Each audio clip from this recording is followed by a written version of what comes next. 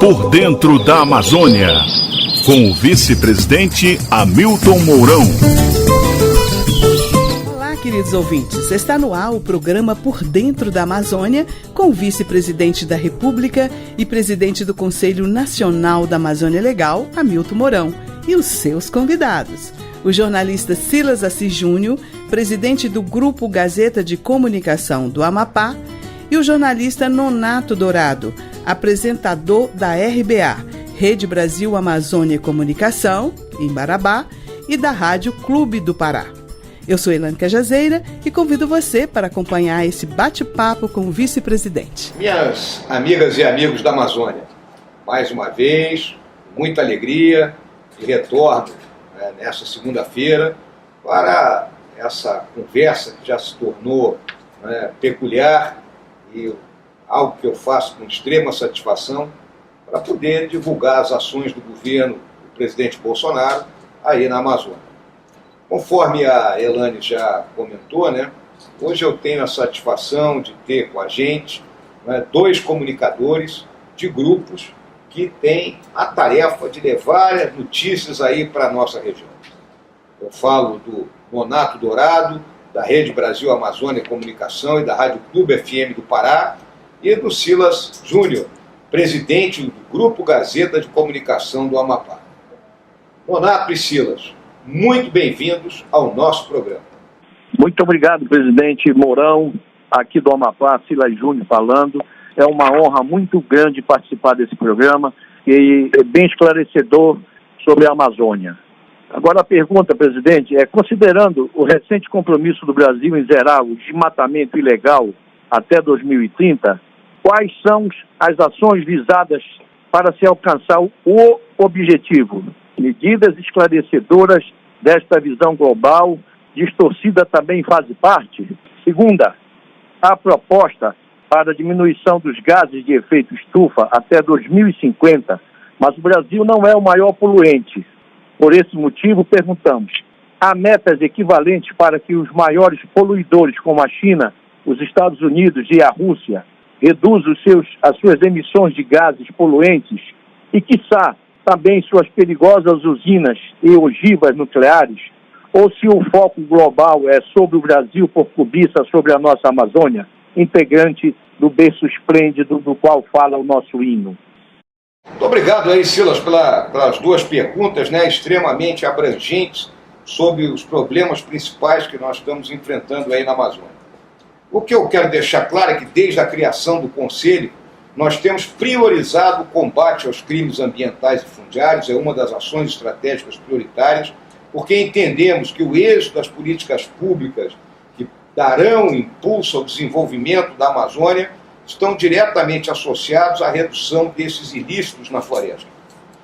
Além das operações de fiscalização e repressão, como a Operação Verde Brasil 2, que se encerrou no final do mês de abril, outras operações estão em andamento nas áreas mais críticas do desmatamento, ou seja, em 11 municípios que nós selecionamos, 7 deles localizados no Pará, 2 no Amazonas, 1 em Rondônia e o outro no Mato Grosso.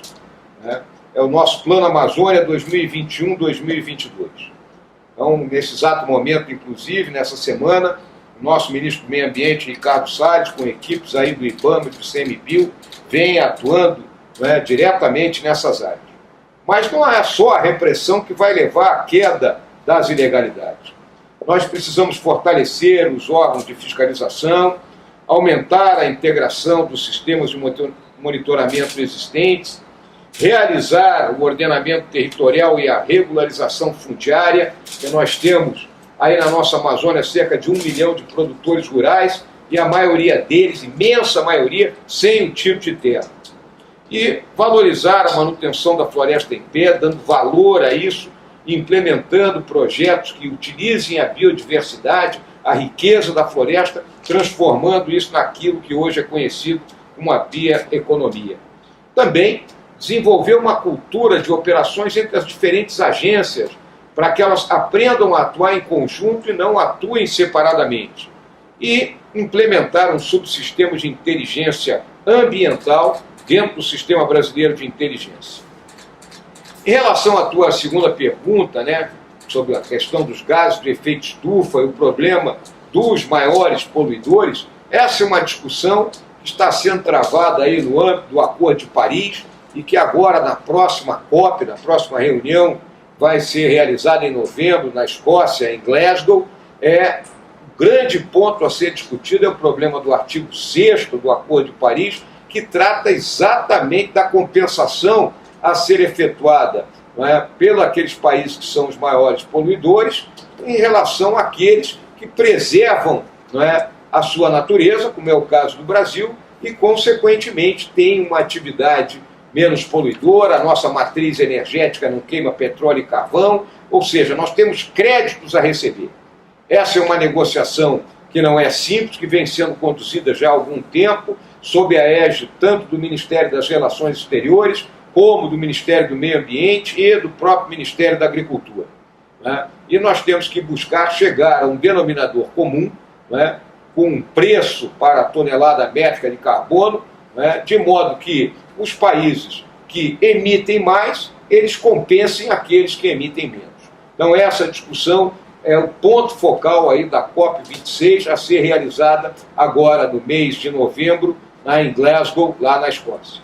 Então, Silas, muito obrigado aí pelas perguntas, um grande fraterno abraço aí para a nossa gente do Amapá. Muito obrigado, presidente, pelas suas esclarecedoras respostas. E o Amapá aqui é um estado acolhedor, presidente. Estamos à sua disposição aqui. Obrigado, Silas. Bom, agora vou conversar um pouco com o nosso amigo Nonato Dourado, lá do Pará, e saber como anda o verão amazônico na região. Senhor presidente, é um prazer estar participando hoje desse programa tão importante para a nossa região amazônica. Nós que temos a missão de divulgar esse programa aqui na Rádio Clube de Marabá. Eu tenho duas perguntas a fazer ao presidente do Conselho Nacional da Amazônia. A primeira, nós estamos, como o senhor disse aqui, iniciando o nosso verão amazônico na região norte.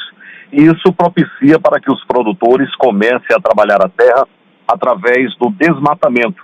O que o governo federal está fazendo para evitar esse desmatamento, que consequentemente traz as queimadas, elas são prejudiciais ao meio ambiente e principalmente à saúde humana, justamente aquelas pessoas que têm problemas respiratórios.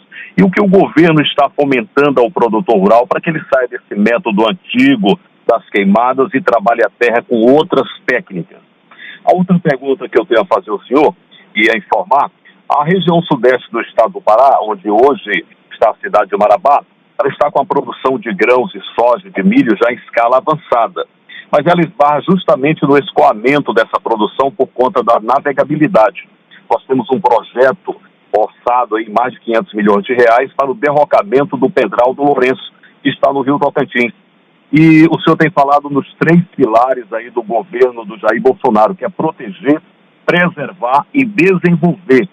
E com esse projeto, como é que o senhor vai conciliar aí esse desenvolvimento que trará impactos grandiosos ao meio ambiente?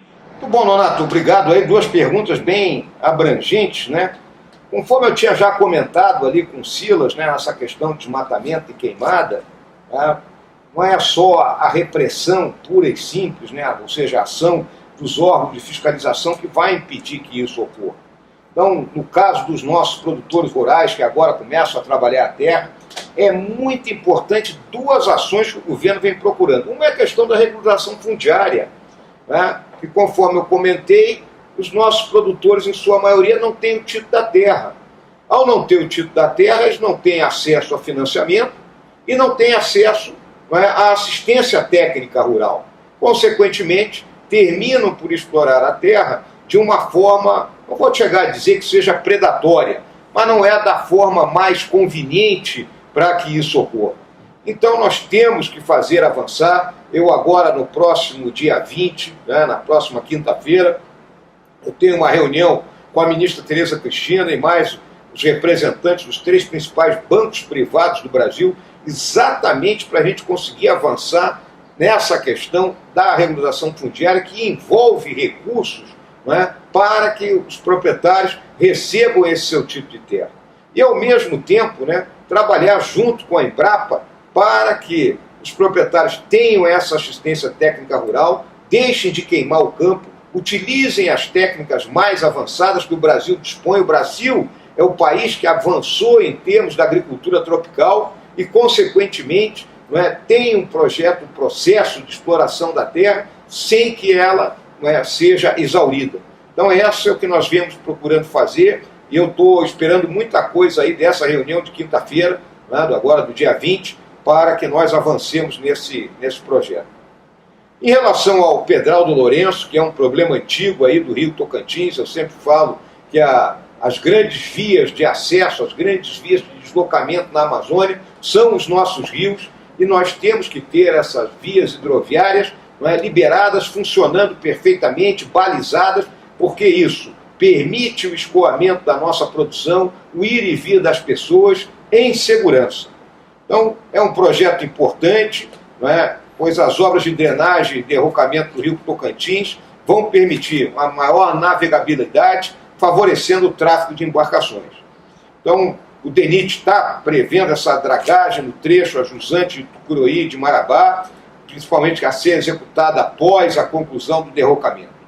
E essas obras, elas vão possibilitar o escoamento da produção rural e atrair investimentos que terão grandes reflexos na melhoria socioeconômica da população aí do sudeste do Pará, na infraestrutura de transporte, energia e telecomunicações, exploração da bioeconomia da região e, finalmente, aquilo que eu considero fundamental, uma vez que nós estamos no século XXI, a implantação de um modelo de desenvolvimento 4.0 para a Amazônia, ou seja, uma Amazônia digital. E também destaco a importância da educação ambiental, que deverá despertar na população a consciência sobre o papel de cada um na preservação e proteção do nosso meio ambiente.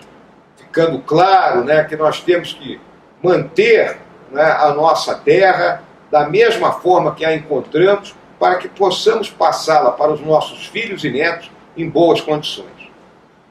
Eu queria agradecer essa participação em nosso programa, do Nonato Dourado, da Rádio Clube FM aí de Marabá, do Pará, ao Silas Júnior, do Grupo Gazeta do Amapá. E agradeço também pelo interesse em informar aos seus ouvintes e assinantes sobre as ações que estão sendo desenvolvidas pelo governo do presidente Bolsonaro por meio do Conselho Nacional da Amazônia Legal, destinadas essas ações a proteger, preservar e desenvolver a Amazônia. Porque desenvolver a Amazônia é desenvolver o Brasil. Estaremos sempre à disposição desses amigos. Meu grande abraço aos dois comunicadores que têm esse papel importantíssimo de informar a população aí dos nossos estados do Pará e do Amapá e, obviamente, dos estados vizinhos, porque a comunicação chega mais longe.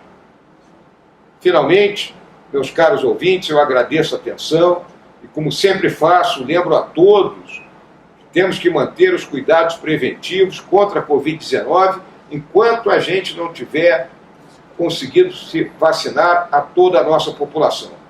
Por isso, mantenham o distanciamento, evitem aglomeração com pessoas desconhecidas, façam a higienização das mãos, seja com água e sabão, seja com álcool gel, porque assim estaremos preservando as nossas vidas, dos nossos amigos, dos nossos vizinhos. Logo, logo, todos estaremos vacinados e poderemos retornar ao modo de vida normal que conhecíamos. Mas até lá, vamos nos prevenir. Saúde e força para todos, uma boa semana de trabalho e um grande fraterno abraço e até a próxima segunda-feira. Vice-presidente, também desejo ao senhor e aos nossos convidados, Silas Júnior e Nonato Dourado, uma ótima semana. E convido você que está sempre nos acompanhando a acessar e compartilhar este programa que já está disponível no canal do YouTube General Hamilton Mourão. Meu grande abraço. Por Dentro da Amazônia, um programa do Conselho Nacional da Amazônia Legal. Proteger e preservar a Amazônia é desenvolver o Brasil.